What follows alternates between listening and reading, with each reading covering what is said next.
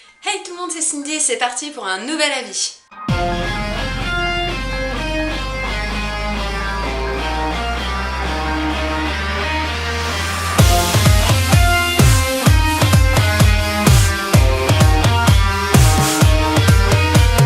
Cette semaine, petite différence sur mes vidéos. Je vais vous présenter un de mes collègues, une personne, j'aime beaucoup son travail, j'aime beaucoup ce qu'il fait. On a souvent des points communs et des accords et des désaccords aussi, parce que tout n'est pas parfait, sur les films. Et du coup, pour aujourd'hui, on va faire une collaboration. Je vous présente le cinéma de Kenner. Salut, ça fait vraiment plaisir d'être là. Donc cette semaine, on va partir sur un film qui est sorti le 18 mai, qui a été réalisé par Bryan Singer. Je pense que vous voyez déjà ce dont je veux parler.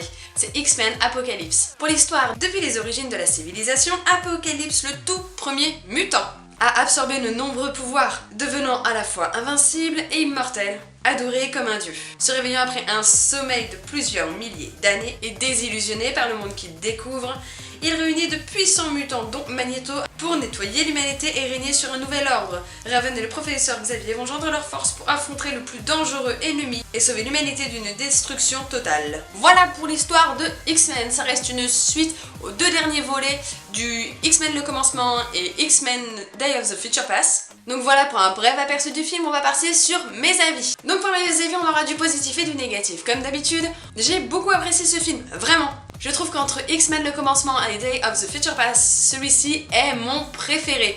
Pour la simple et bonne raison, c'est que je retrouve enfin mon personnage préféré, Jean. Il était temps, mais j'en avais marre quoi. Enfin, ça fait du bien. Pour moi, cette meuf, elle est genre hyper puissante, enfin, elle est increvable, elle est... Enfin voilà, pour moi c'est le super-héros, et de pouvoir enfin la découvrir, elle ainsi que tous les autres personnages, tels que Cyclope, on va enfin découvrir comment est arrivé Cyclope. Enfin moi j'ai toujours cru que ce mec, quand il a ouvert les yeux la première fois, il a pulvérisé ses parents quoi.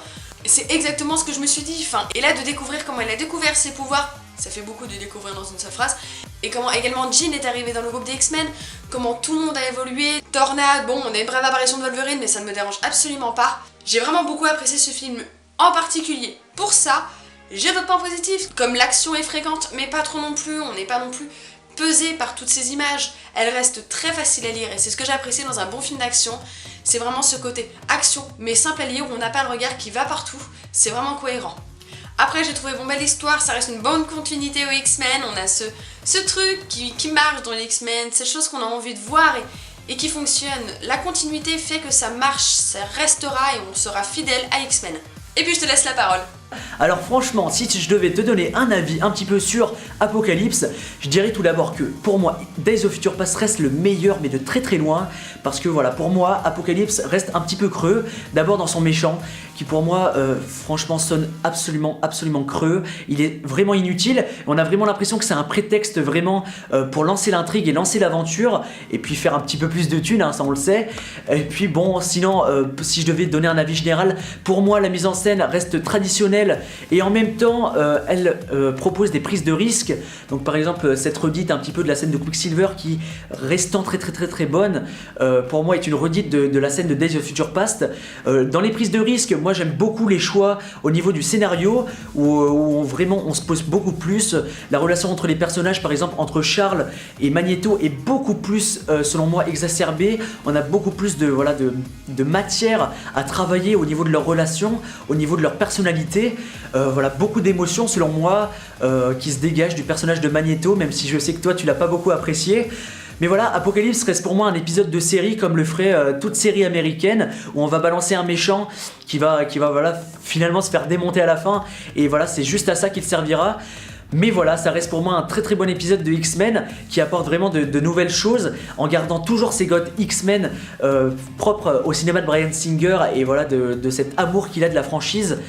Voilà, quelques points négatifs, mais pour moi voilà, ça reste une folie visuelle, avec des effets spéciaux complètement réussis, voilà, des personnages encore plus posés, encore plus travaillés. Voilà, je suis très content d'avoir vu ce film, parce que pour moi il continue vraiment ce que faisait la franchise X-Men en général, en nous proposant vraiment quelque chose d'original par rapport à tout ce que fait Marvel ou DC Comics en général. On a vraiment eu pour l'instant cette année, pour moi, des films de super-héros totalement différents, en attendant bien sûr Suicide Squad et puis Doctor Strange à la fin de l'année. Voilà, pour moi Apocalypse n'est pas du tout une bourde, pas du tout une erreur. Pour moi c'est un très bon film. Voilà. On va continuer par les points négatifs. Ceux-là sont pas plus fréquent, mais voilà, j'ai un petit problème avec certains personnages du film, tels que Magneto. Je le trouve tellement faible dans celui-là. Enfin, hormis ses pouvoirs, hein, ses pouvoirs il est juste surdéveloppé quoi. Si c'est Magneto, il est juste balèze. Mais dans l'idée, enfin, ça reste un personnage de base tellement cruel, tellement impitoyable, tellement dur, tellement brut, que là, mais il est carrément ramolli le bonhomme, hein. Oh, enfin pour moi, Magneto c'est un méchant, et de le voir constamment, mais constamment rejoindre le clan des gentils, non, Magneto c'est un méchant. Comme Mystique. Mystique est une méchante, faut arrêter de la faire gnangnan, c'est une méchante. Elle a l'un des pouvoirs les plus badass de ce film, et on en fait une meuf qui court après Magneto, faut arrêter, elle est hyper puissante, voilà. Pour moi, Jennifer Lawrence ne met carrément pas en valeur Mystique, c'est un avis personnel encore une fois. Puis il y a d'autres personnages tels que Angel, je ne vois pas son importance, Tornade, je comprends pas trop, elle qui a une si grande puissance, pourquoi elle est si ridicule dans le film. Non, il y a... Bon bah après Jean elle est mise en valeur, mais voilà, c'est pas très cohérent à ce qu'on connaît dans ces X-Men. Je trouve qu'au niveau de la création des personnages, de leur évolution, au lieu de les rendre plus forts et plus méchants, certains personnages qui sont méchants, ils les rendent beaucoup trop tendres, ce qui fait que je me demande comment vont-ils devenir ce qu'ils sont à l'heure actuelle. Voilà. Donc voilà tout le monde, j'espère que cette nouvelle vidéo vous aura plu. Je remercie le cinéma de Kenner pour du coup avoir participé à ma vidéo. J'espère que voilà, mon avis t'a plu. À bientôt, ciao. Vous pourrez retrouver du coup le débat sur sa chaîne, n'hésitez pas à aller y faire un tour, elle se trouvera juste ici sur l'écran. N'hésitez pas, il est vraiment super bien, son travail est top. Mais sur ce, si la vidéo t'a plu, n'hésite pas à mettre un pouce bleu, tu connais le reste du travail. Je vous fais à tous 1000 bisous, si vous voulez voir la bande annonce, elle se trouve dans le cadre juste ici. Et je vous dis à la prochaine vidéo.